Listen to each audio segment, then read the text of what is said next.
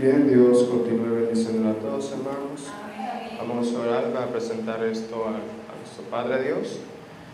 Ante Dios, para ejercitar, venimos ante ti, ante tu presencia siempre, Dios, reconociendo tu grandeza, tu poder, tu santidad, tu justicia, tu misericordia, tu generosidad, Dios.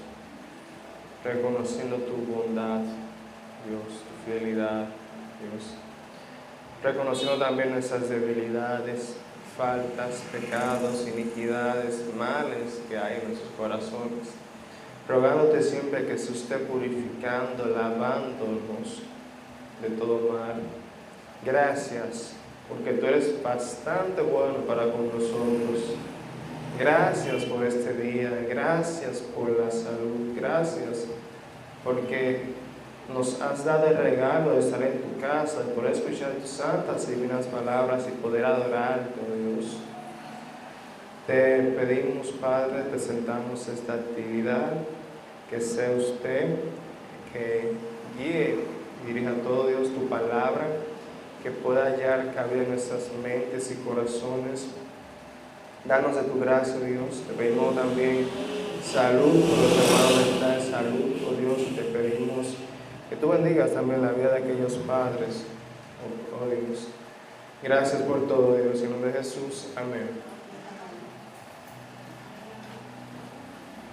Bien, hermanos, estamos en Salmo 119.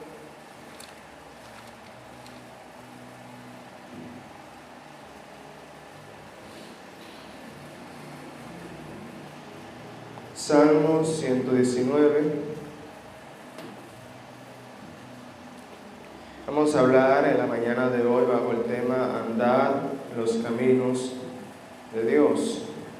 Andad en los caminos de Dios. Eso es el tema que vamos a tratar en la mañana de hoy. Y qué bendición que podamos llegar y estar y poder hablar de este Salmo 119, que es uno de mis salmos preferidos. Y me acuerdo de las veces que me ha tocado hablar de este hermoso salmo. Me recuerdo que este salmo era con el que yo daba doctrina una vez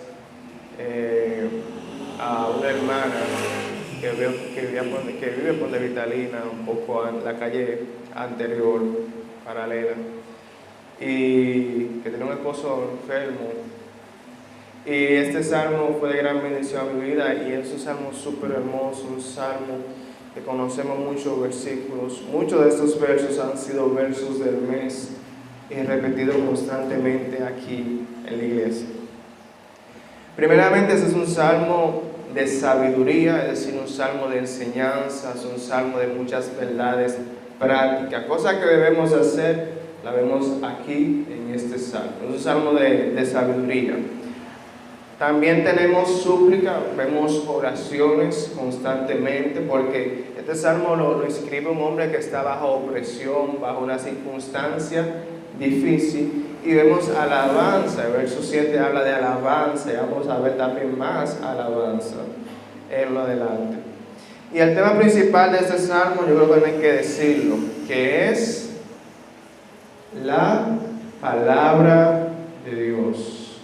El tema principal de este salmo es la palabra de Dios.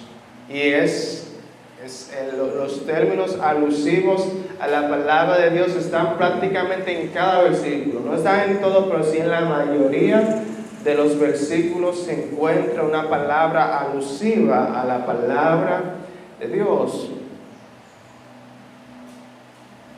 Aquí vemos y se nos habla de la belleza de la palabra de Dios y cómo la palabra de Dios forma o nos ayuda a permanecer puros y a crecer en la fe. La palabra de Dios nos ayuda a permanecer en santidad y a crecer en este camino de la fe.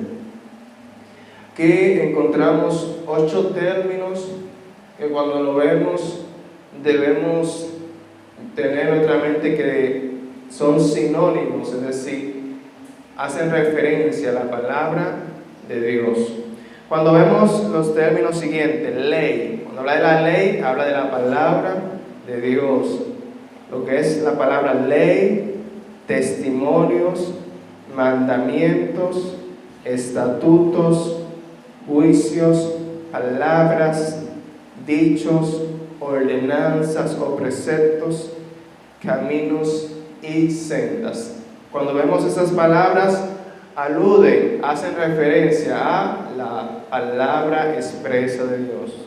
Ley, testimonio, mandamientos, estatutos, juicios, palabras, dichos, ordenanzas o preceptos, caminos y sendas.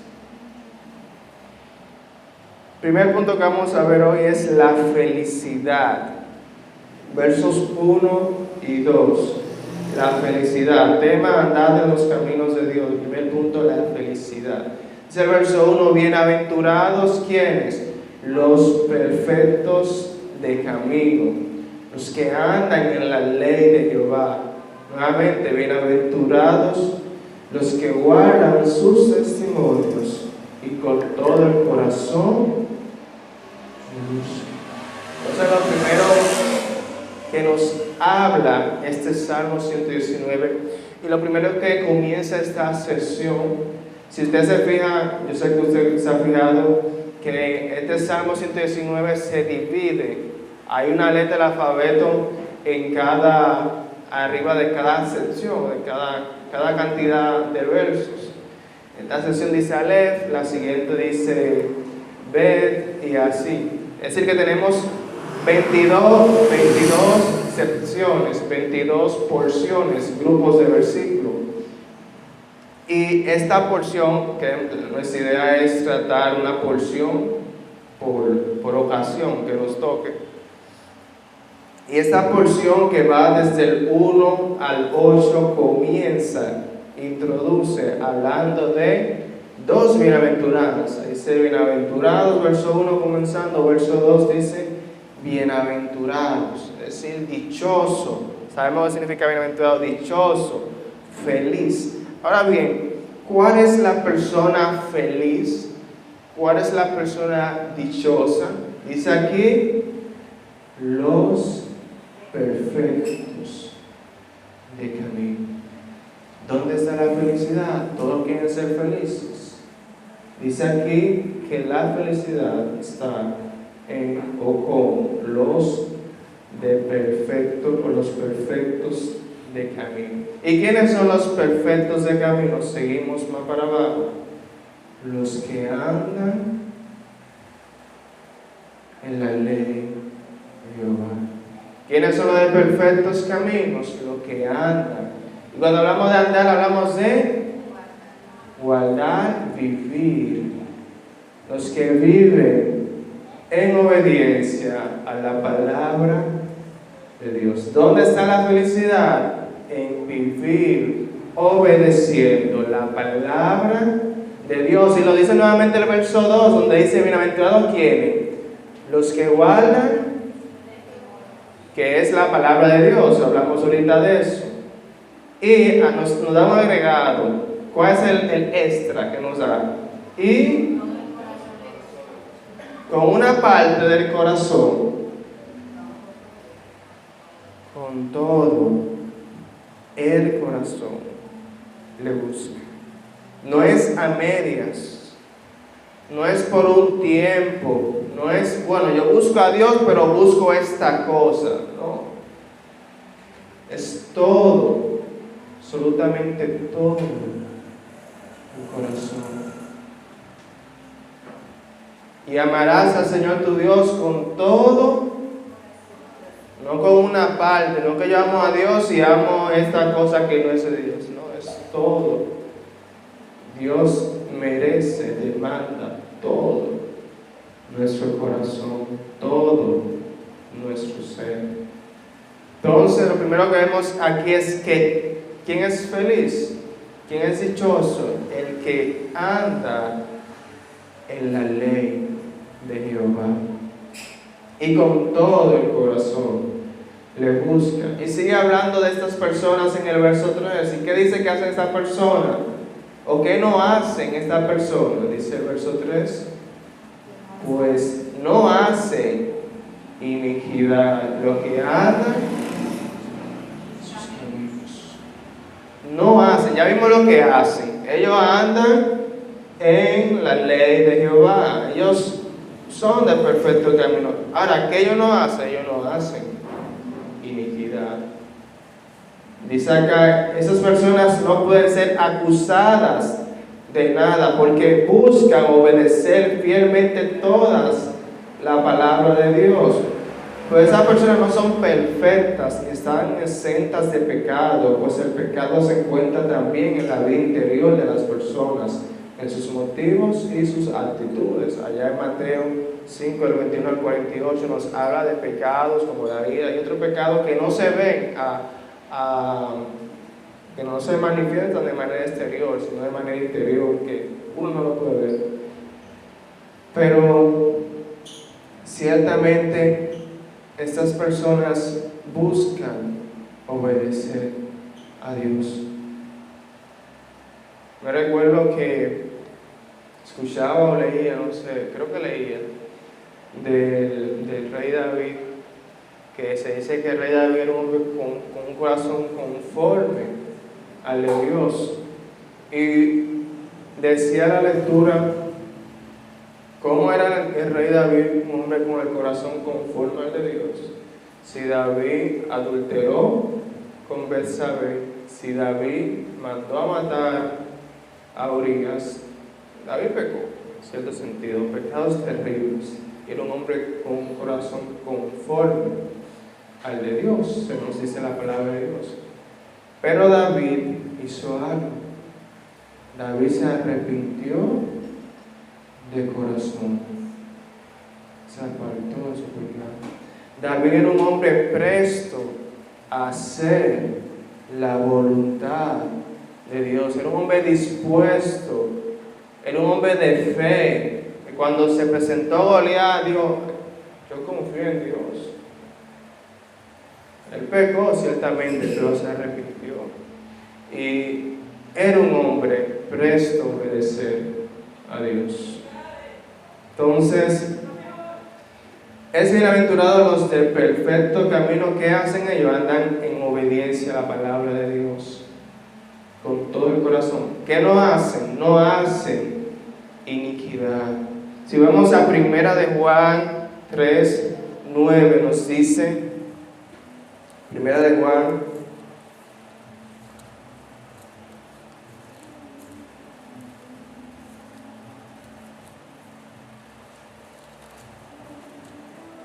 3, 9, nos dice: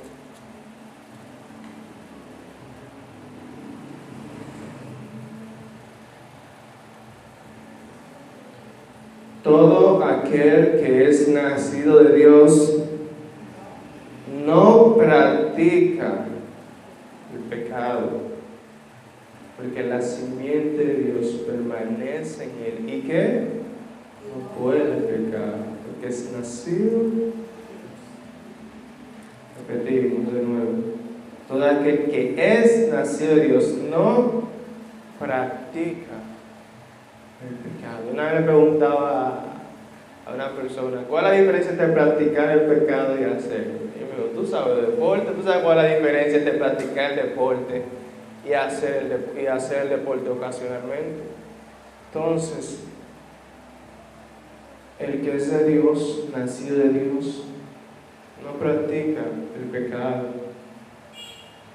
El que es bienaventurado, el Hijo de Dios, no hace iniquidad. Verso 4 dice: tú, ¿quién es tú? Jehová, encargaste. ¿Qué encargó Jehová? Que sean guardados solamente. Un adverbio de frecuencia. Muy guardados tus mandamientos. ¿Pero quién fue que dijo eso? Jehová. No fue José, no fue Junior Portes, Gustavo Arias, Leocadia Guzmán, Milagros, Ramonita, Santa, Claribel, Chichi, Odalis, el primo. Dice aquí: tú, haciendo alusión a Jehová, encargó Dios, no es cualquier cosa, hermanos, pues Dios que encargó que fuesen guardados, no, muy guardados. Énfasis ahí, muy guardados tus mandamientos. Esta ordenanza tiene la autoridad personal de Dios. Esos mandamientos, la palabra de Dios tiene la autoridad personal de Dios.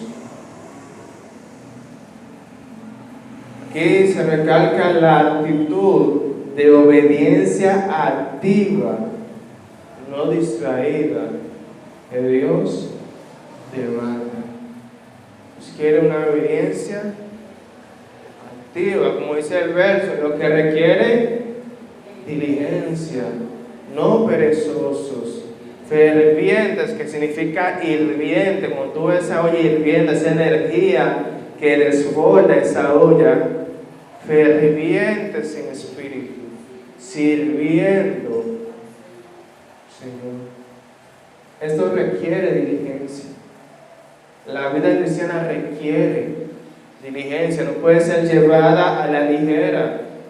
Hay que leer la palabra de Dios, orar, meditar. Pero lo que requiere diligencia, no perezosos, fervientes en espíritu, sirviendo al Señor. Parte también de andar en la ley de Jehová es servir a Jehová, servir a Dios a través de la comunidad, o sirviendo a la comunidad, primeramente a la congregación y luego también a la comunidad, obviamente predicando el Evangelio, que es la necesidad número uno de la comunidad, el Evangelio. Entonces, hermanos, eso es de Dios. Dios nos manda. Esta palabra tiene autoridad de Dios. Debemos cumplirla, ponerle seriedad a esto. Verso 5. Ojalá fuesen ordenados mis caminos para guardar tus estatutos. Vemos un clamor del salmista. El primer clamor que vemos aquí, ojalá. Ese deseo del salmista, ese fuerte deseo de que fuesen ordenados sus caminos para guardar tus estatutos. Ese es el anhelo, y debe de ser nuestro anhelo en el Señor.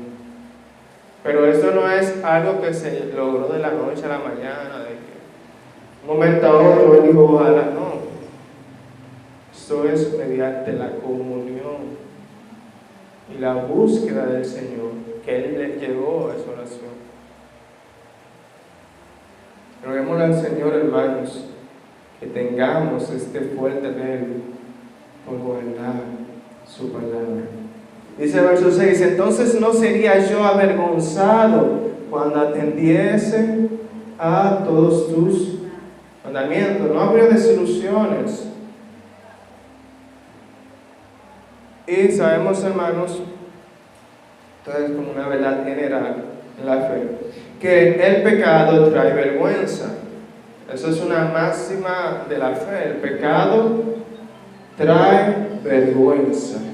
El pecado trae vergüenza. Yo creo que si nosotros tuviésemos, si las personas, los creyentes tendrían esta idea en su mente, no pecarían, porque nadie quiere pasar vergüenza. Pero la realidad es esto. Ahora bien, la obediencia es todo lo contrario. El pecado trae vergüenza a la persona, pero la obediencia a la palabra de Dios trae confianza. La obediencia a la palabra de Dios trae estabilidad, firmeza en la vida de la persona. Deben las personas, yo veía un video el otro día que comparaban unos cristianos, era un debate entre cristianos y no creyentes, y decían, wow, pero mira lo enfocado que están esos cristianos, decía un comentario. Bueno, y que la obediencia trae firmeza. Pero ¿qué más es la obediencia? En el verso 7 nos da otro resultado de la obediencia. Vimos en el 6 que el 6 habla de la vergüenza, pero el 7 nos dice otra cosa. El 7 nos dice, te alabaré con rectitud de corazón cuando aprendiere tus justos juicios. En el verso 6 vimos que la desobediencia o no obedecer trae vergüenza, pero aprender los justos juicios trae alegría, alabanza, con rectitud de corazón. Cuando andamos en la ley de Jehová, cuando andamos en obediencia a Dios, vamos a querer alabarle. No vas a tener que obligarnos, no, venga, alabe, no, te vas a querer alabarle. Vas a querer glorificar a Dios. Va a querer bendecir su nombre. Pero eso es cuando aprendiere tus justos juicios. Y eso debe ser, los primeros 4 versos nos hablan de cosas firmes, objetivas, es decir, cosas firmes. Son felices los que hacen la palabra, los que obedecen la palabra de Dios, los que no hacen iniquidad, y reconoce la autoridad de la palabra de Dios. En los versos que siguen hablan de anhelos, deseos que debemos tener. Debemos anhelar andar en rectitud, y si no va a haber vergüenza. Debemos anhelar alabar a Dios. Pero eso solamente va a pasar cuando aprendemos tus justos juicios. Último verso, verso 8, dice, tus estatutos guardaré, no me dejes enteramente. Solo con la ayuda de Dios es posible obedecer sus leyes. Solo con la ayuda de Dios, con la gracia de Dios, es posible obedecer sus leyes. Dios es el que pone el querer como el hacer por su divina voluntad. Vamos a ir por último al Salmo 38, 21.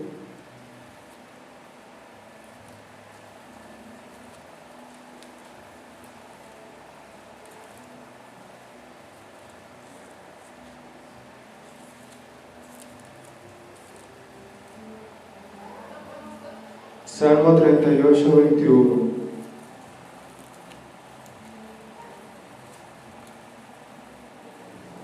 Dice, no me desampares, oh Jehová, Dios mío, no te alejes de mí. Debemos reconocer que solo con la ayuda de Dios podemos obedecer. No es de nosotros. Esto no quiere decir que se nos quite la responsabilidad, no. Es que la gloria debe ser para Dios. Claro, debe esforzarse. La Biblia habla del principio del esfuerzo. Desde el Antiguo Testamento hasta el final del Testamento habla del esfuerzo. Pero la gloria es para Dios porque es por Dios. No fue que yo pude, o que yo hice aquello, o que yo... No, es Dios que nos ayuda. Es Dios quien hace posible. Dios inclusive nos habla que quita toda cosa que no podamos. Hay situaciones que nosotros no las podemos soportar. Hay tentaciones que no las podemos soportar y Dios las quita. Dice que no hay ninguna prueba, nos ha sobrevenido ninguna prueba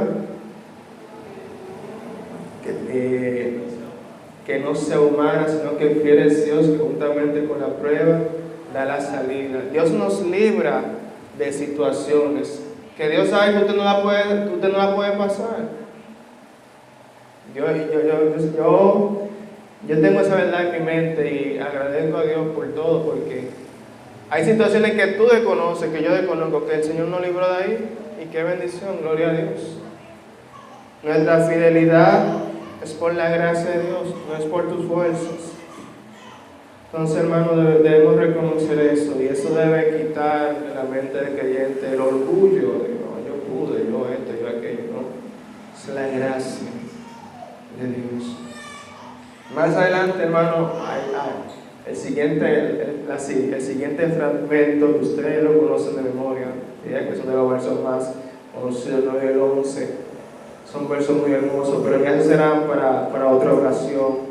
Este salmo es tremendamente hermoso, el verso 57, ahí está un verso que habla de la luz. Hay demasiado verso hermoso en este hermoso salmo, qué bendición por ello. Entonces, hermano, ya para concluir, hoy vimos andar en los caminos de Dios. La felicidad está en andar en obediencia a la palabra de Dios y no hacer iniquidad. La palabra de Dios tiene autoridad de Dios y con diligencia debemos cumplirla. El anhelo de nuestro corazón debe ser andar en obediencia, y la desobediencia trae vergüenza, pero la obediencia a la palabra de Dios trae alabanza al nombre de Dios. Y por último, es por su gracia que somos fieles, es por su gracia que somos lo que somos. Roguémosles al Señor, hermanos, que nos ayude a apreciar su palabra, a apreciar la hermosura de leer su palabra. Es hermoso leer la palabra de Dios. Roguémosle al Señor que nos ayude siempre a apreciar la hermosura de leerla, y sobre todo que nos dé fortaleza para aplicarla a nuestras vidas día a día. Oremos. Padre, gracias por tu palabra, gracias por tu bendición a través de ella, Dios. Ayúdanos a obedecerla, ayúdanos a guardarla. Oh Dios, que nuestra oración sea como el salmista. Ojalá, oh Dios, podamos andar en obediencia total a tu palabra. En nombre de Jesús. Amén. Dios le bendiga.